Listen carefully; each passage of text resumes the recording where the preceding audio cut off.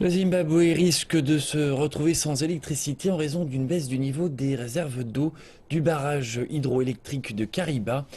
La société d'électricité du Zimbabwe a déclaré que la production énergétique pourrait s'arrêter d'ici 6 mois à moins que de fortes pluies fassent leur apparition. Le niveau d'eau de la plus grande source d'énergie du Zimbabwe ont baissé de 477 mètres à peine 1,65 mètres au-dessus du seuil minimum nécessaire à la production d'électricité. Cela représente le niveau le plus bas enregistré au barrage depuis la pure sécheresse qui a touché le Zimbabwe en 1992.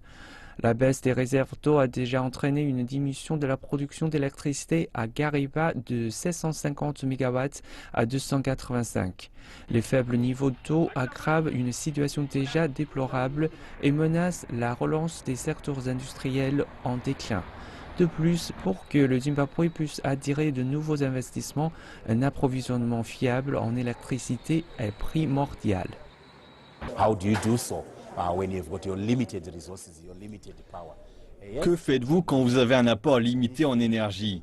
Le ministère de l'Énergie et du Développement énergétique essaie de sous-traiter la production énergétique et d'avoir des centrales électriques et thermiques privées. Cependant, ces solutions ne sont applicables qu'à long terme. ZESA a indiqué que son plan pour éviter cette crise imminente est d'importer 300 MW d'électricité de l'Afrique du Sud et 40 MW du Mozambique. Aujourd'hui, la demande d'énergie du Zimbabwe est de 2200 MW par jour. À l'heure actuelle, les centrales thermiques et hydroélectriques produisent 1355 MW d'électricité. L'année dernière, le projet d'expansion de la centrale hydroélectricité de Kariba Sud a été commandé et sera réalisé par la société chinoise Sino Hydro Power.